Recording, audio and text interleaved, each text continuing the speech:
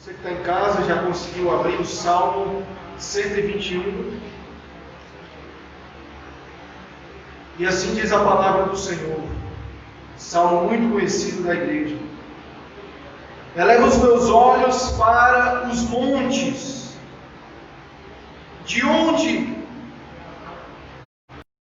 o socorro? O meu socorro vem do Senhor, que fez os céus e a terra. Não deixará vacilar o teu pé. Aquele que te guarda não tosquenejará. Eis que não tosquenejará nem dormirá o guarda de Israel. O Senhor é quem te guarda, o Senhor é a tua sombra e a tua direita. O Senhor não te molestará de dia, nem a lua de noite, na verdade o sol, perdão. O Senhor te guardará de todo mal, Ele guardará a tua alma. O Senhor guardará a tua entrada e a tua saída, desde agora e para sempre. Amém. Feche seus olhos. Senhor, eis aí a tua palavra, Deus. Fala conosco nesta noite através dela, Senhor Deus, porque nós cremos que nós podemos nela alcançar socorro, resposta. Nela nós podemos alcançar, Senhor Deus, esperança, Deus, através das tuas palavras. Fala conosco nesta noite e que possa encontrar solo fértil nos nossos corações a tua Santa Escritura. Amém e amém. O Salmo 121 é um salmo, como eu disse aqui, muito conhecido da igreja. Ao longo da história, muitos cristãos têm lido esse salmo quase que diariamente para encontrar nele esperança, resposta, socorro nas mais diversas situações da vida.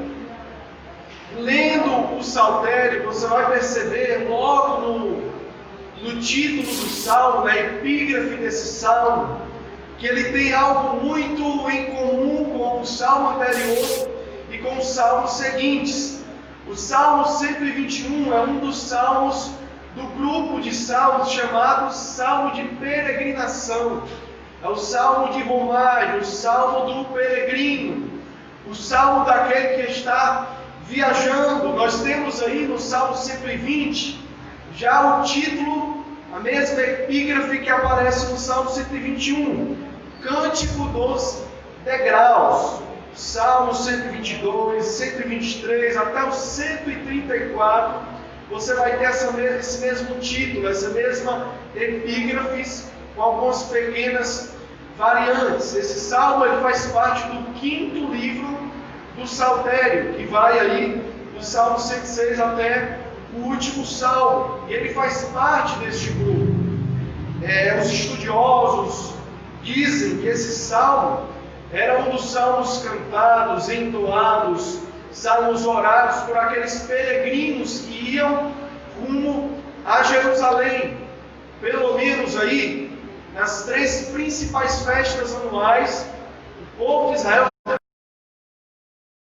em torno do templo para festejar ao Senhor. E essa peregrinação, essa viagem que eles faziam rumo à capital Jerusalém, era uma viagem que reservava aí para eles certas preocupações. É por isso que você vê aí que o salmo é chamado Cântico dos Degraus. Por quê? Porque Jerusalém, ela ficava num lugar muito alto, ficava no Monte Sião. E aí quando eles chegavam próximo de Jerusalém, eles iam subindo os degraus. E quando chegavam perto do templo, eles iam literalmente subindo os degraus para se encontrarem com o Senhor. No Salmo 120, você pode ver que o salmista está muito longe da capital Jerusalém. Ele diz que ali estava peregrino em Meseque e habitava nas tendas de Quedar. Essas eram regiões muito distantes. Uma ficava no extremo norte, a outra no sudeste oriental da terra de Israel. Portanto, eles começam a peregrinação de um lugar distante e vão rumo a Jerusalém. No Salmo 121, ele está percorrendo esse caminho. E você pode perceber que no Salmo 122, ele já está feliz e alegre. Ele fala: alegrei-me quando me disseram, vamos à casa do Senhor. E nos versículos seguintes, ele já está dentro da cidade e já está aí dentro do templo. Ele fala: Jerusalém está edificada como uma cidade bem sólida, aonde sobem as tribos e as tribos do Senhor como testemunho de Israel, para lhe darem graças ao seu nome. Pois ali estão os tronos do juízo, os tronos da casa de Davi. Então, no Salmo 122, ele já está diante do templo. Então, é o caminho, é a peregrinação. Então, esse Salmo 121, ele pode ter algo muito em comum com a nossa vida.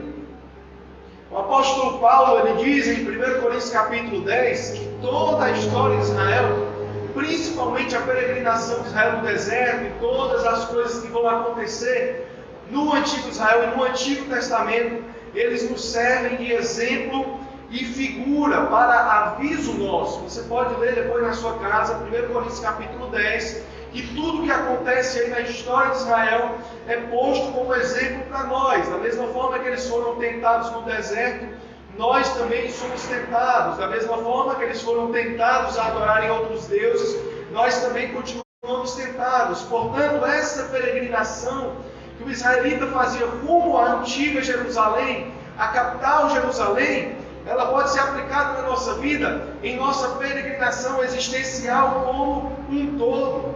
O nosso trajeto de vida também está indo rumo a um lugar que a Bíblia chama de Jerusalém, e não apenas de Jerusalém, mas de Nova Jerusalém, a cidade santa, a nossa morada eterna. Portanto, queridos, em nossa peregrinação de vida, nós também enfrentamos muitas adversidades e muitos perigos.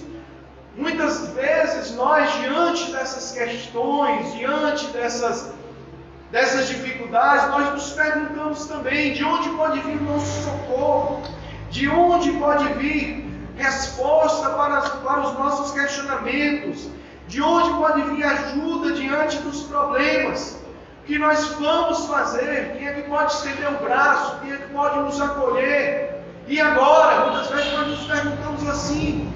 Muitas vezes nós dizemos: Senhor, quem é que pode nos socorrer?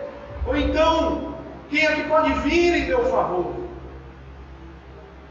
Nós lemos aí logo no primeiro versículo que esse também era o questionamento do peregrino israelita. Ele diz, verso 1, eleva os meus olhos para os montes, de onde me virá o socorro? E aí, esses montes, eles são colocados aqui no texto de forma muito enigmática. E aí você já pode se questionar o que é que significa esses montes. Eleva os meus olhos para os montes, de onde me virá o socorro? O que foi que suscitou no salmista essa pergunta diante dos montes? O que é que simboliza os montes aí para o salmista? O que é que pode simbolizar os montes também para nós? E aí há muito debate aí entre os intérpretes da palavra de Deus acerca do que vem a ser. Porque se você ler principalmente o Antigo Testamento, os montes eles trazem alguns significados, eles levantam algumas temáticas muito próprias. Por exemplo, no Antigo Israel, os montes eram lugares típicos de adoração.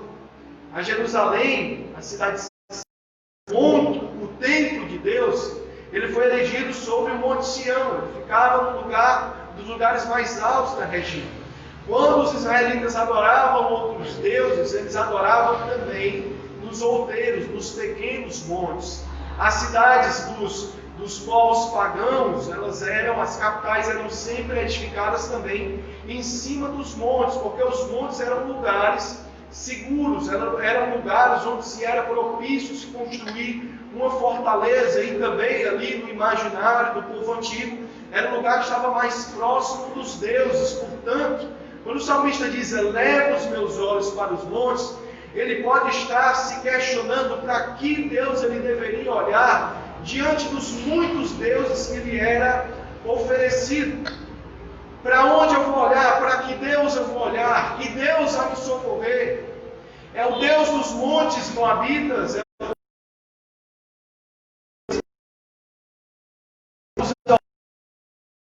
que adoram as divindades pagãs, é o Deus que é adorado ali pelos filisteus. Para qual Deus eu devo olhar? Quem virá em meu socorro?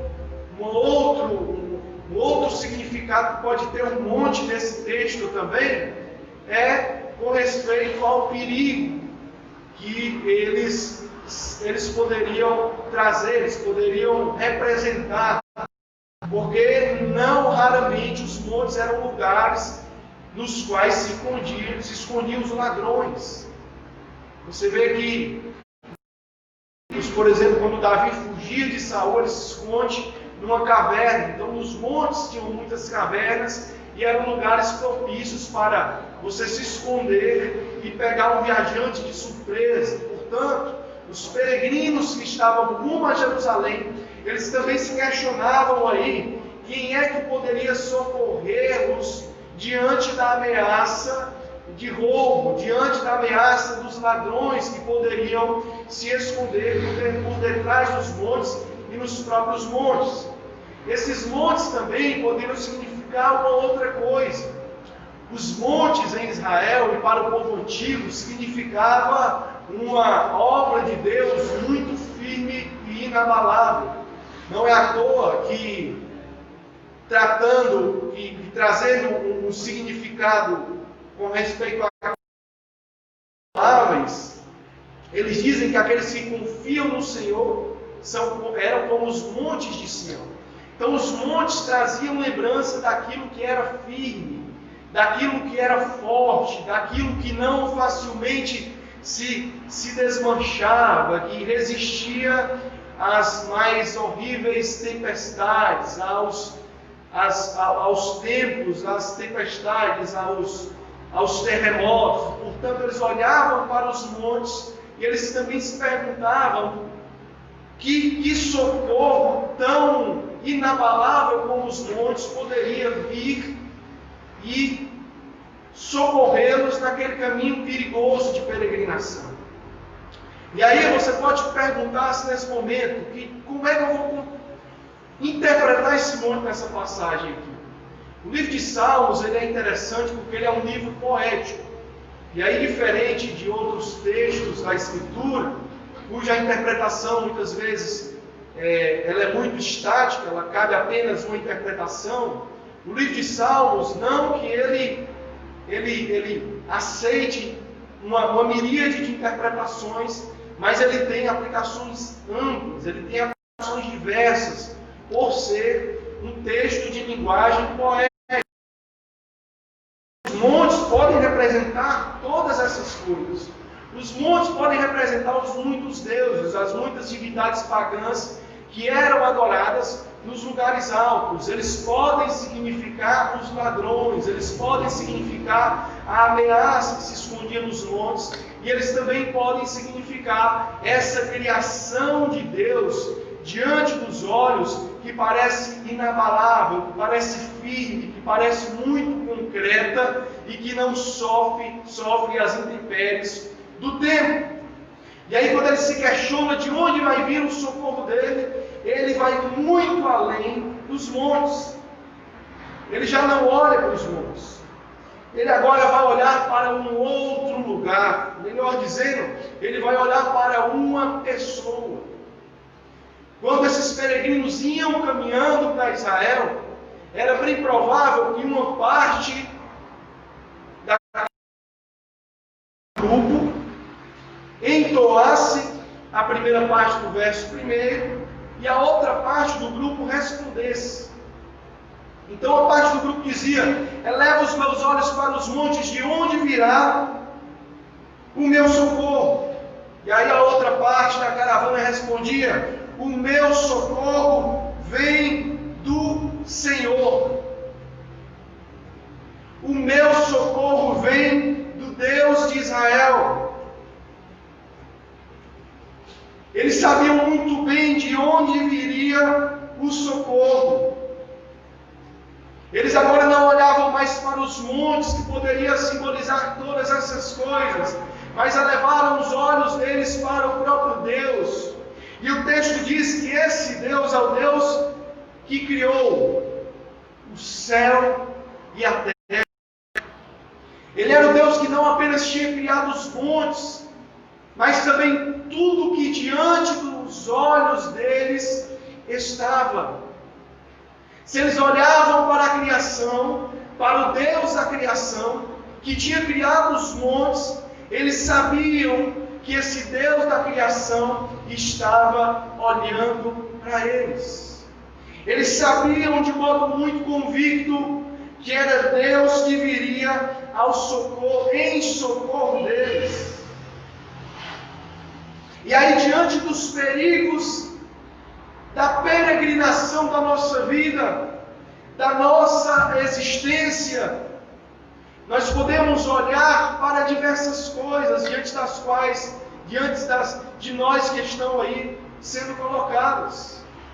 Nós podemos olhar para os diversos deuses e divindades apresentados.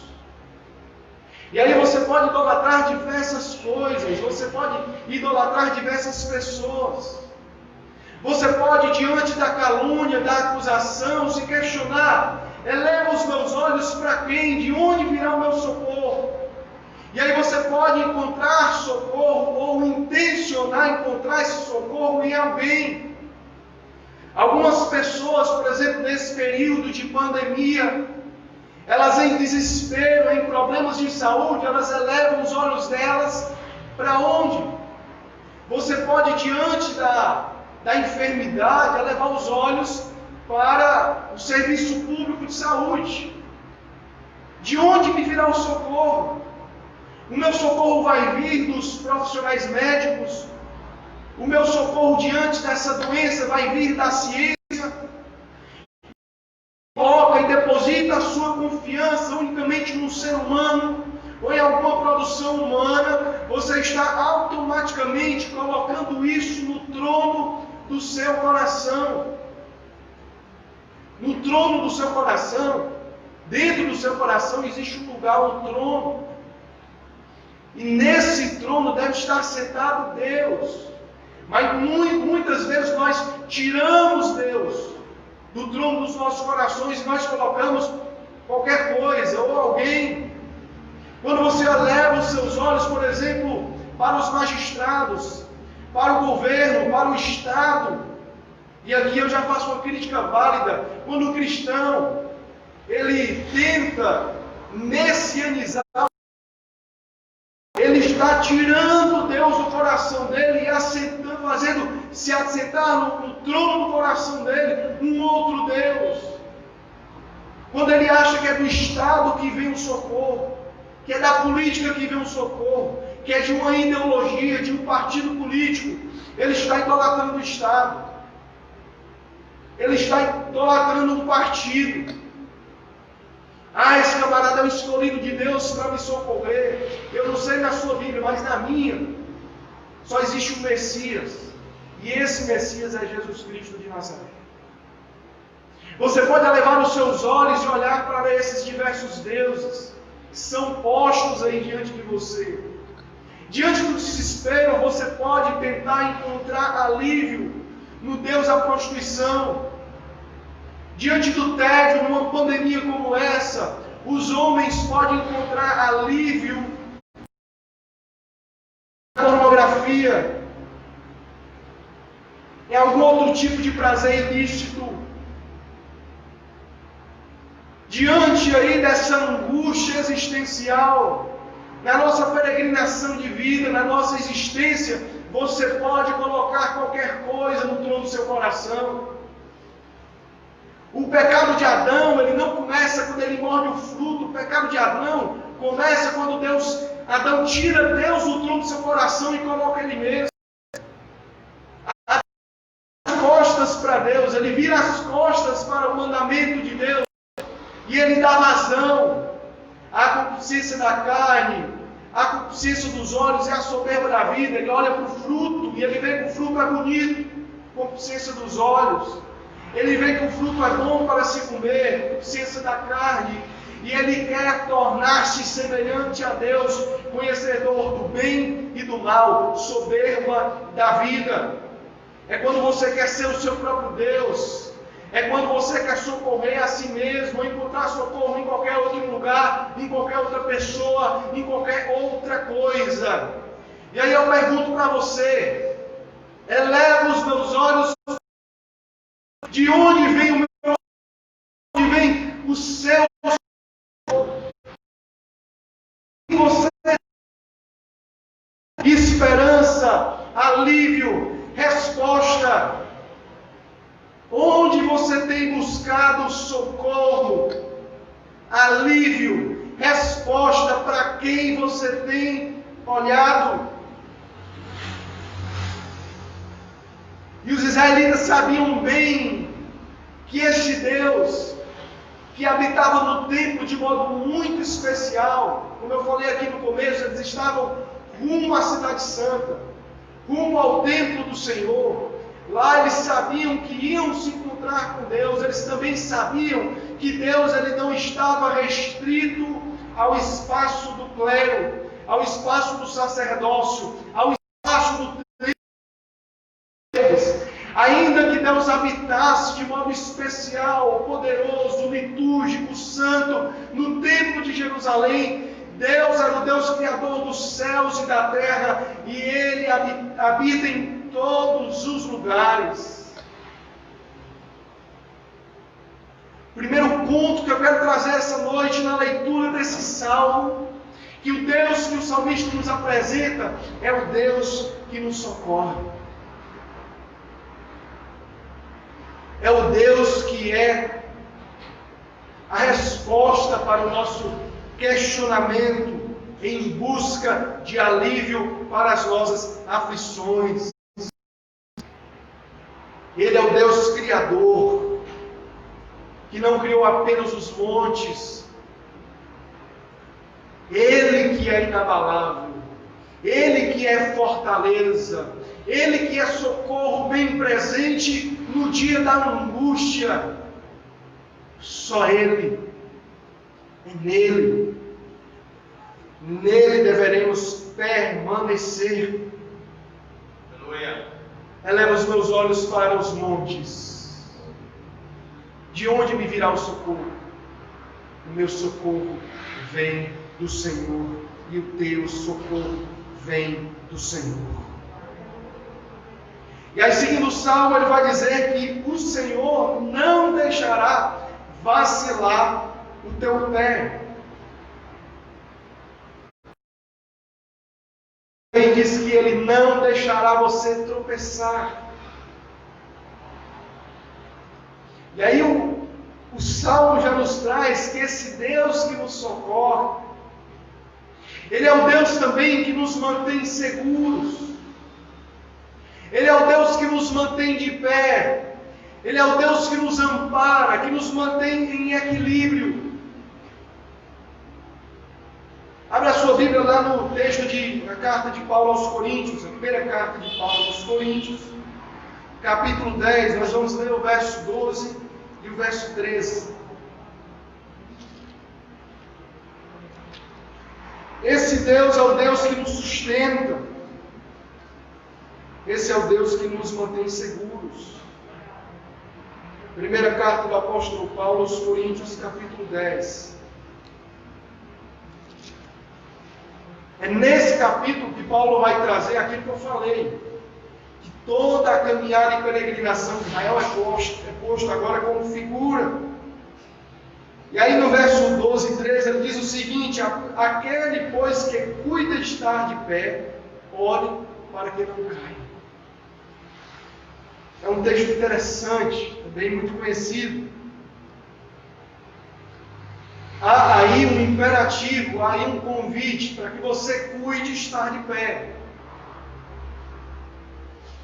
E aí, diante das tentações, diante dessas tentações, socorro, você precisa de amparo. Você se vê ali num momento no qual parece que não vai suportar e vai negar o nome de Deus e vai blasfemar. Paulo nos convida a cuidar das nossas vidas para que mantenhamos de pé. E aí ele vai dizer em seguida algo muito esperançoso. Ele diz: não veio sobre vós tentação senão humana, mas fiel é Deus, que vos não deixará tentar acima do que podeis. Antes, com a tentação, dará também o escape, para que a possais suportar. Ele é o Deus que não nos deixa tropeçar. Porque juntamente com as tentações, Ele sempre traz uma saída. Mas é preciso confiar nele. Cuidar para não cair é elevar os olhos e fitar os olhos em Deus. Porque quando nós confiamos na força do nosso braço para a tentação, nos momentos de aflição, acabamos caindo, nós acabamos tropeçando. Mas o salmista vem nos dizer que Ele nos ampara, que Ele nos sustenta, que Ele nos guarda, que Ele nos mantém seguros. Eleva os meus olhos diante das tentações, diante do perigo. Mas o Senhor não me deixará cair. O Senhor não me deixará tropeçar. Quando chegava o período da noite, não existiam lanternas. Portanto, tropeçar era algo comum na peregrinação daquele que estava indo rumo a Jerusalém. E aí eles dormiam no período da noite.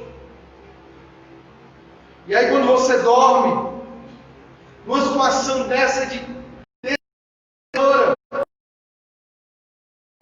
talvez você fica preocupado, você fica ansioso. Enquanto eu durmo, eu continuo correndo perigo. Enquanto eu durmo, a minha vida está nas mãos de quem?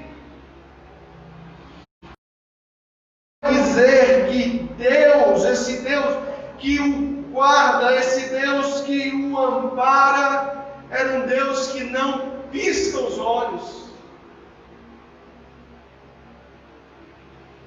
Então esse amparo e esse cuidado é um cuidado ininterrupto, é um cuidado permanente, é um cuidado que não cessa. Deus está com os olhos fitos em nós. Enquanto nós elevamos os nossos olhos para os montes e muitas vezes para as dificuldades da vida, Deus está com os olhos fitos em nós. E Ele diz: filho, não te preocupas, eu não vou deixar que você tropece. Filho, eu estou aqui, eu estendo a mão, eu estendo o braço para te socorrer. Ainda que logo à frente pareça haver uma pedra de tropeço, uma armadilha para você, eu não vou deixar você. Eu não perco você de diante dos meus olhos. Eu não vou deixar você tropeçar. Eu cuido de você. Quando eu era mais jovem, menino, a minha família viajava muito para o interior do estado do Ceará, principalmente para a cidade. Só que eu percebi que quando eu era criança e eu viajava, por exemplo, no ônibus, eu viajava com os meus tios, às vezes os meus tios iam, meu pai não ia, aí eu ia com minha mãe, junto com um dos meus tios. Queridos, eu enjoava a viagem inteira.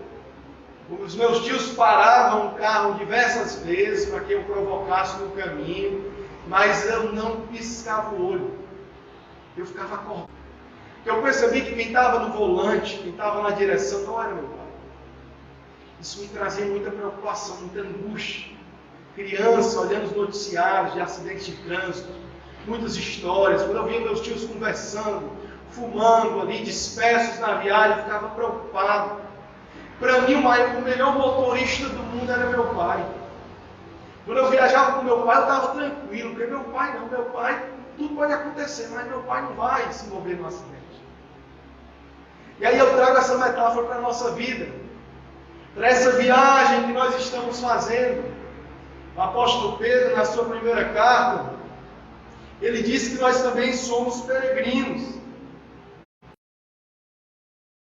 Ele disse que nós somos forasteiros, que nós pertencemos a um outro lugar, portanto nós estamos nessa viagem também. E aí na nossa vida,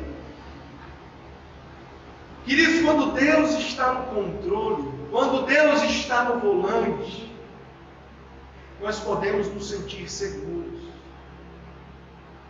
Quando Deus está ali, dirigindo a locomotiva da nossa existência, dirigindo o carro da nossa vida, a embarcação da nossa família, quando Deus está no comando, nós podemos dormir tranquilos. Não importa a situação, emocionalmente você pode continuar, porque o Senhor é o Deus que nos guarda, é o Deus que nos mantém seguros. Quando vier a preocupação, diga para você mesmo: Deus está no controle, Deus está no volante, Deus está na direção.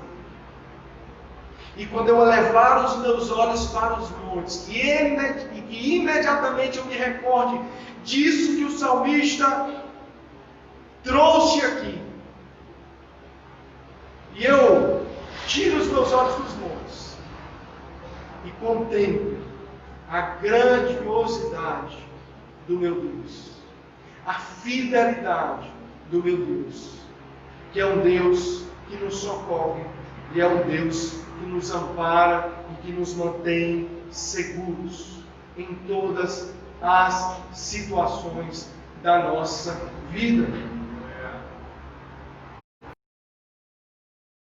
O salmista vai continuar. O salmista vai continuar aí os seus questionamentos. Ele vai continuar se perguntando se Deus ainda está com ele. E aí, se você for para o Novo Testamento, a realidade ela é muito mais pungente.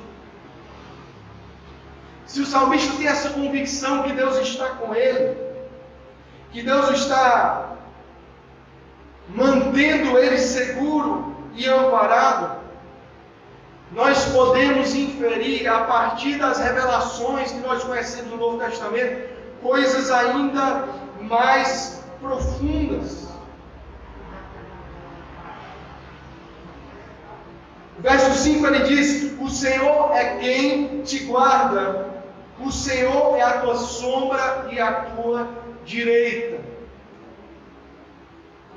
E aí, sombra e direita, para o antigo oriental, era algo que tinha relação aí com aquele segurança que ia ali ao lado do rei, com aquele homem que auxiliava o combatente, ia segurando o escudo.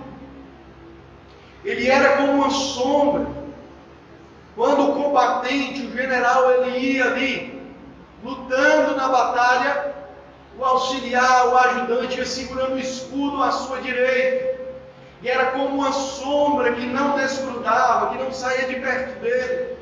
Então o salmista ele traz essa metáfora para dizer que Deus está perto dele, que Deus está o guardando da mesma forma que o escudo guardava o combatente na batalha.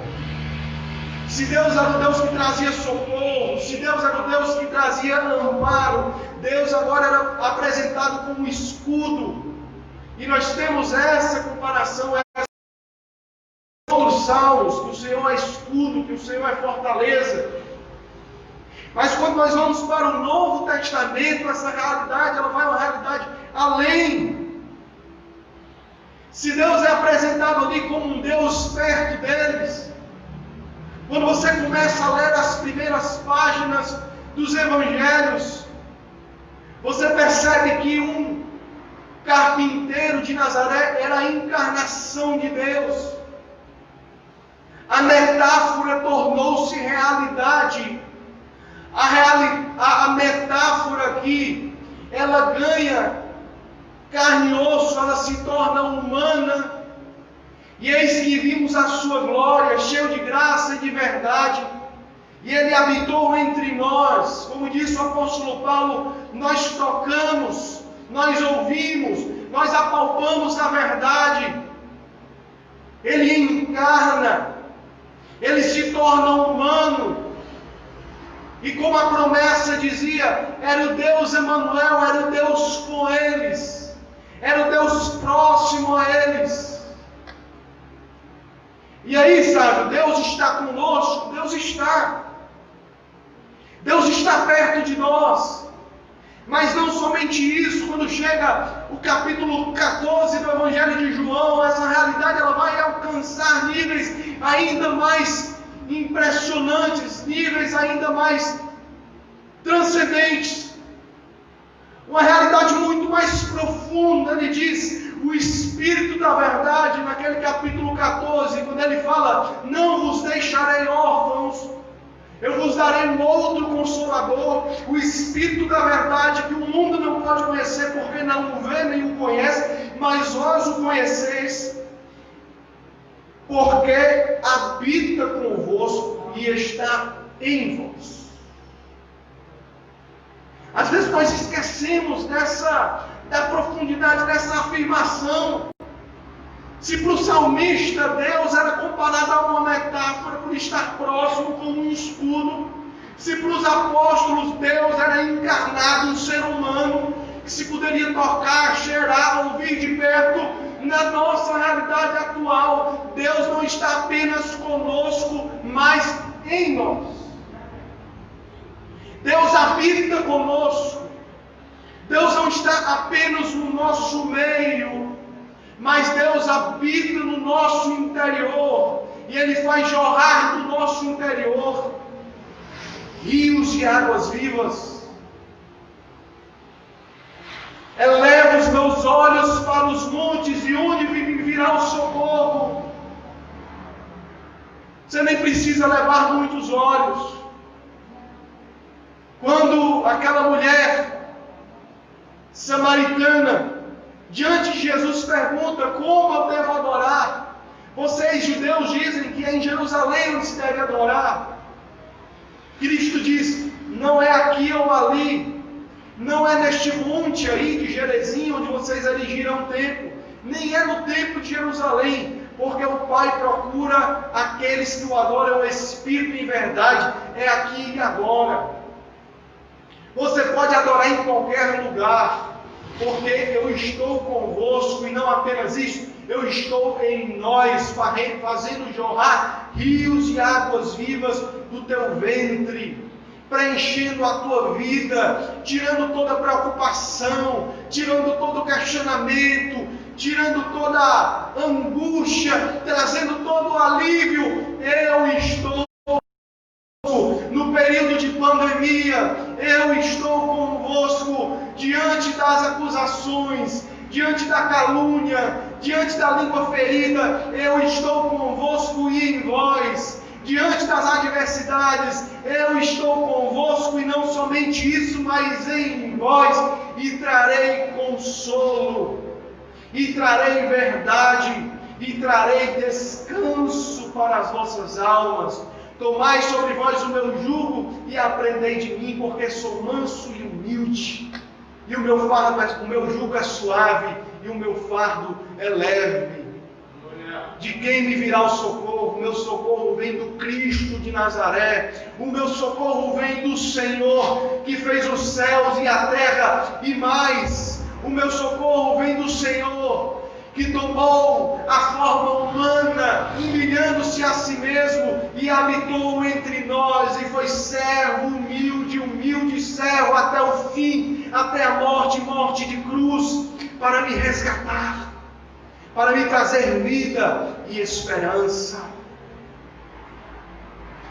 Ah, querido, se o salmista soubesse das verdades que nós hoje sabemos, é por isso que Jesus fala, os profetas queriam muito ouvir o que vocês estão ouvindo e vendo.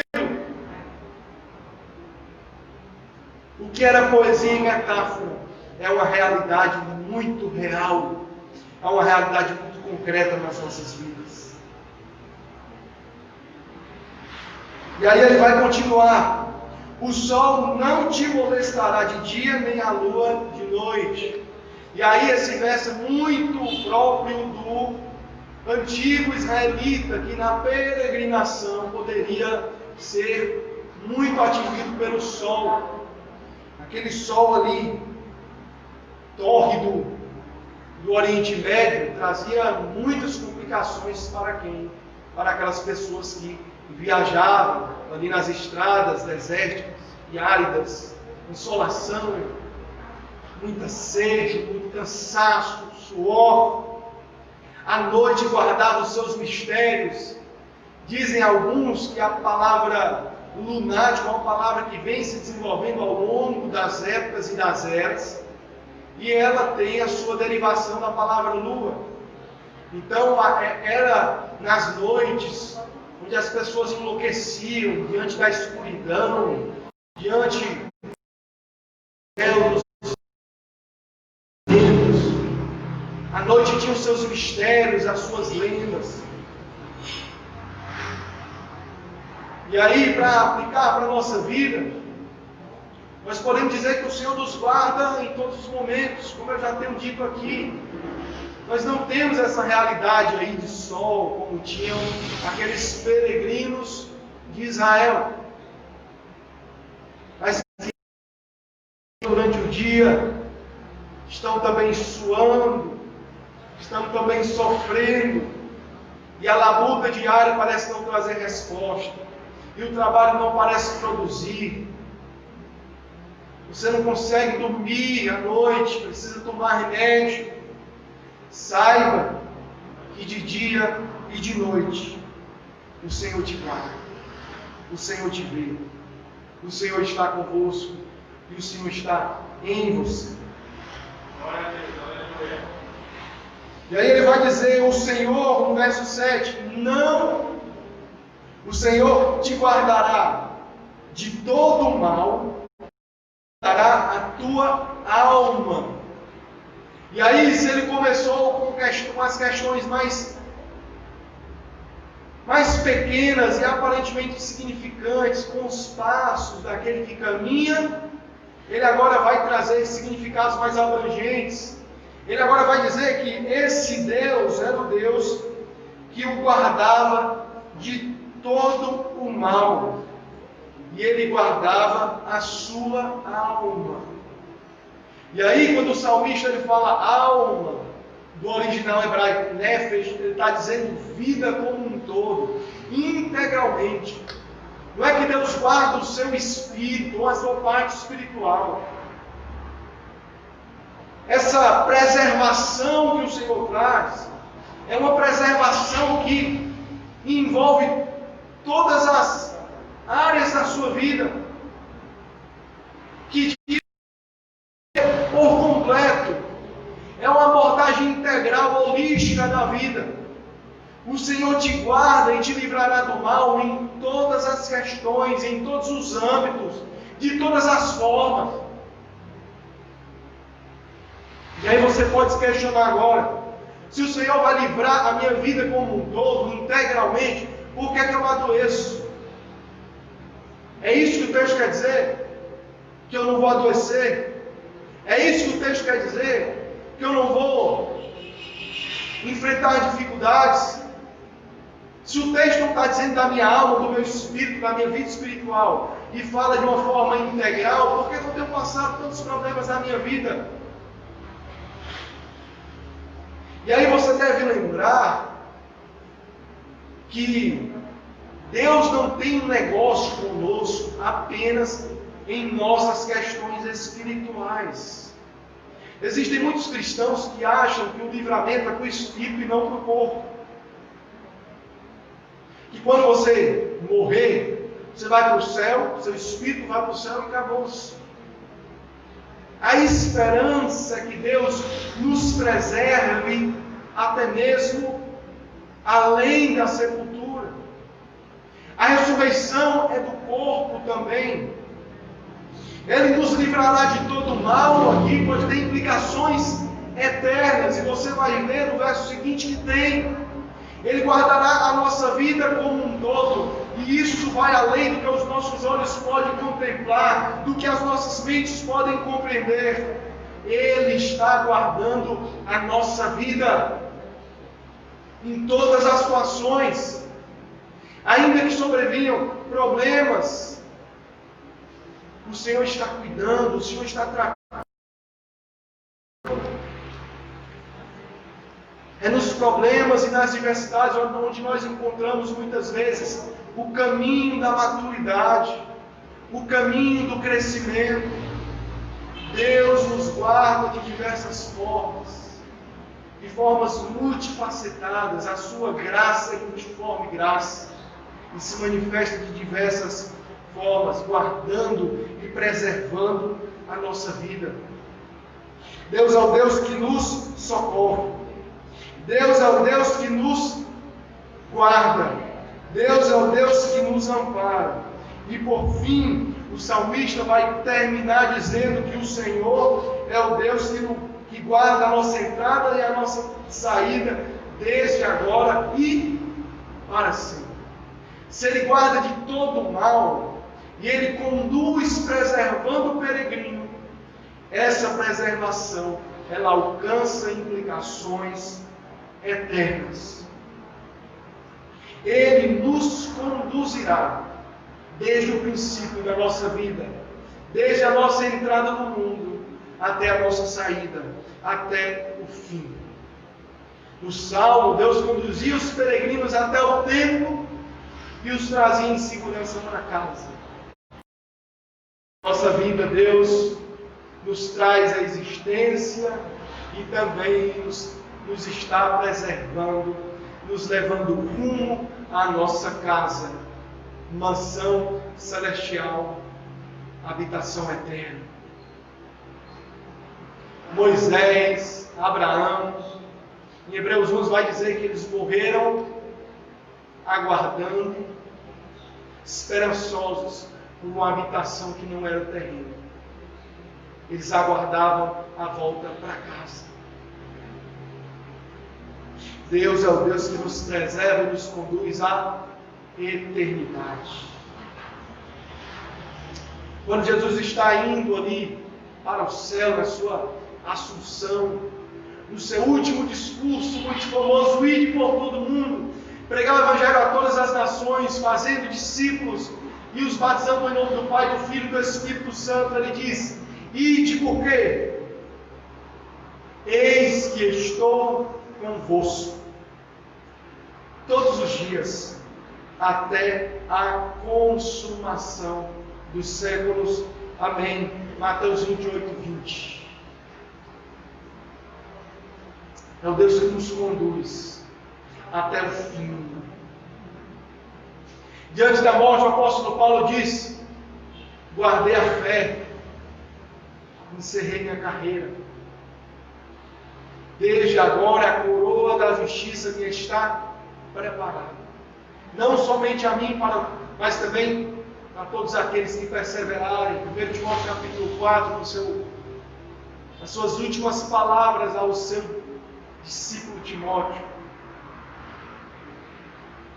eis que eu encerrei a carreira e eu guardei a fé, e foi o Senhor que me conduziu à eternidade, e foi o Senhor que me guardou. E aí Paulo, lá em Coríntios capítulo 12, ele vai dizer que enfrentou muitas aflições, enfrentou bestas e feras em Éfeso, muitos naufrágios, açoites, angústias e sofrimento em Listra, Derbe, Cônio. Paulo foi preso e nas madrugadas adorou a Deus com as suas mãos e pés atados. No fim da existência dele, Paulo poderia cantar e salmodiar o Salmo 121. O Senhor me guardará para sempre. E aqui estou, Ele me guardou. E eu encerrei a minha carreira e guardei a fé. O Senhor me conduziu. E o Senhor me levará até a cidade santa, até a morada eterna. Não há maior esperança do que essa esperança de Cristo em nós, que o apóstolo Paulo vai chamar de esperança da glória. Porque o sofrimento que nós vivemos hoje não pode ser comparado ao peso, ao tamanho, à profundidade da glória que há de ser revelada em nós e diante de nós naquele dia, quando estivermos subindo os degraus e entrando na Nova Jerusalém. Mais montes para olhar. Não haverá mais possibilidades de adoração a outros deuses. Não haverá mais pranto nem dor, porque dos nossos olhos Ele enxugará todas as lágrimas. Não haverá mais questionamentos acerca do socorro, porque nós saberemos, de modo muito convicto, que o Senhor não é aquele que nos socorre, mas nos socorreu. Que o Senhor não é aquele que nos guarda, mas nos guardou. Que o Senhor não é aquele que nos preserva, mas nos preservou. Que o Senhor é aquele que não nos levará, mas nos trouxe até a nossa vida eterna. Você pode glorificar isso, você pode exaltar o Senhor por isso, por essa palavra de esperança. Você pode, como salmista, dizer: o meu socorro vem do Senhor que fez os céus e a terra. E aí a minha pergunta, o meu questionamento para você é esse: quem é o teu socorro? Para quem você olha quando está em apuros? Para quem você olha quando as coisas apertam? Quem te proporciona alívio, segurança, proteção, resposta? Para onde você tem olhado? Em quem você tem fitado os olhos? Quem tem te trazido esperança, vida, resposta, amparo, equilíbrio, paz? Se você ainda está nesse questionamento, eu te convido hoje a responder comigo. Eu quero, para encerrar, ler novamente o verso 1. E eu queria que todos aqui na igreja respondessem lendo o verso 2, assim como os peregrinos de Israel faziam rumo ao templo de Jerusalém. Amém? Para concluir, eu pergunto para vocês nessa noite: elevo os meus olhos para os montes, de onde me virá o socorro? O seu socorro vem do Senhor, que fez o céu e a terra. Amém. Deus seja louvado.